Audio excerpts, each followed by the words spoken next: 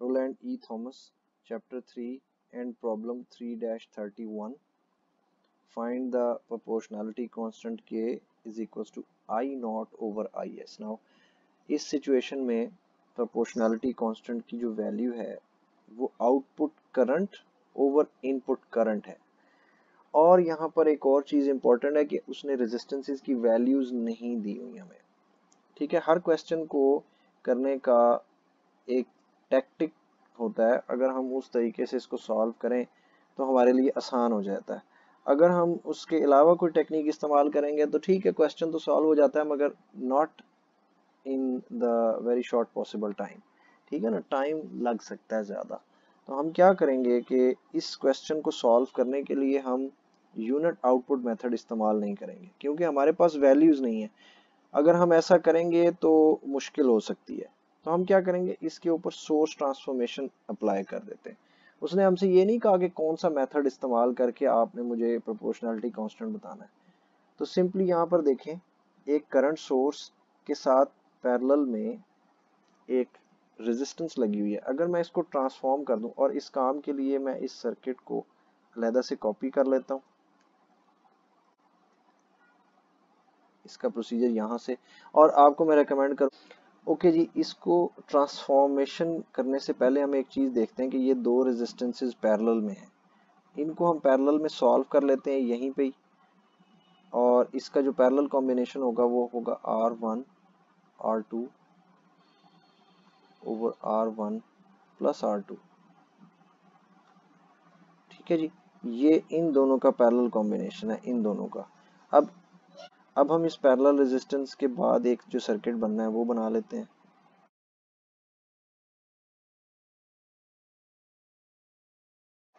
Okay जी, ये वो circuit है। अब हमने क्या करना है कि इतने सेक्शन को करंट सोर्स और ये जो पैरेलल में रेजिस्टेंस है इसको हमने ट्रांसफॉर्म कर देना है और एक नया सर्किट बनाएंगे हम ट्रांसफॉर्मेशन के बाद, जिसके अंदर एक वोल्टेज सोर्स होगी और सीरीज रेजिस्टेंस होगी।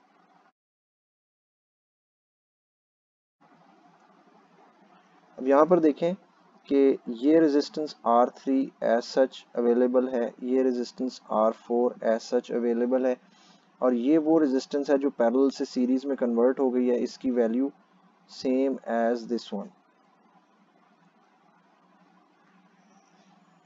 अब आ जाता है इस वोल्टेज सोर्स की वैल्यू, जो असल चीज़ है जिसने जो है डिफरेंस जनरेट करना है, that is V is equal to I R. अब इसमें R ये वाली सारी टर्म है जो पैरेलल कॉम्बिनेशन था, और I जो है वो प्रीवियस करंट सोर्स है।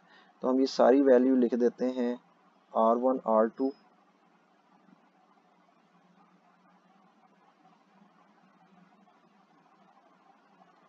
so this is the value of the voltage source, और ये वाली वैल्यू जो है ये अगेन दिस वन। अच्छा, अब यहाँ पर हमने अपने टारगेट को बड़े गौर से देखना है। हमारा टारगेट क्या है? हमारा टारगेट है आई नॉट। आई नॉट हमने फाइंड करना है।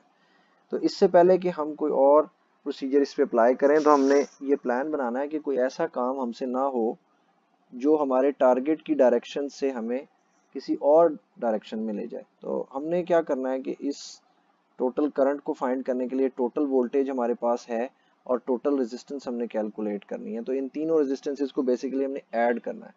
ठीक है, तो एक रेजिस्टेंस की वैल्यू यहाँ पर है R1 R2 over R1 plus R2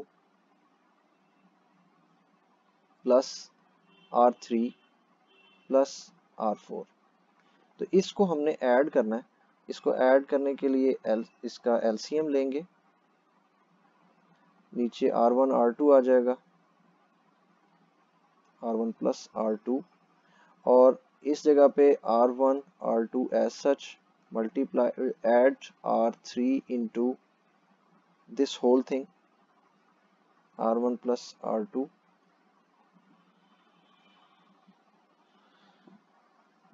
plus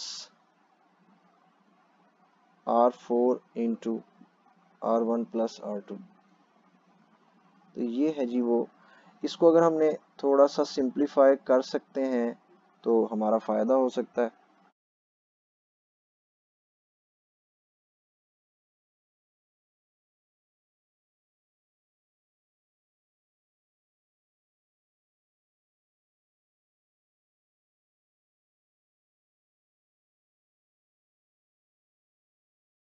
अच्छा, अब ये वैल्यू है तीनों रेजिस्टेंसेस की, आर इक्विवेलेंट की है। अभी ये क्वेश्चन यहाँ पे ख़त्म नहीं हुआ, और हमारे पास जो करंट की वैल्यू है that would be I is equals to V supplied over R total। R total हमने या R इक्विवेलेंट हमने कैलकुलेट कर लिया है। V supplied की जो वैल्यू है that is R1 R2 over R1 plus R2 into IS। ठीक है, तो हम क्या करेंगे कि I naught is equals to V supplied जो कि R1 R2 over R1 plus R2 into IS है। ठीक है जी, और नीचे ये वाली सारी वैल्यू लिख देंगे जो कि अभी हमने आर इक्विवेलेंट की कैलकुलेट की है, राइट। अब बड़ी सादी सी बात ये है कि ये जो सेक्शन है नीचे वाला ये कैंसिल हो जाएगा, ये कैंसिल हो जाएगा और ये कैंसिल हो जाएगा।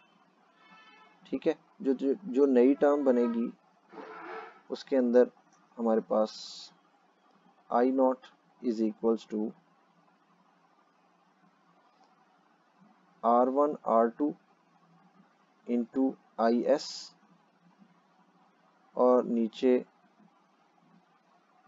R1 R2 plus R3 plus R4 plus R2 R3 plus R4।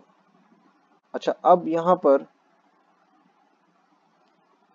हमें पता है कि एक जगह पे ये IS है, हमें I नॉट ओवर IS चाहिए, तो इसको उठा के इसके नीचे ले आए तो ये आपको बन जाएगा IS, और यहाँ से इसको रिमूव कर देते हैं। ठीक है जी, तो ये अब हमारे पास वैल्यू बन गई है जो कि हमें चाहिए थी। This is the required value actually I not over IS।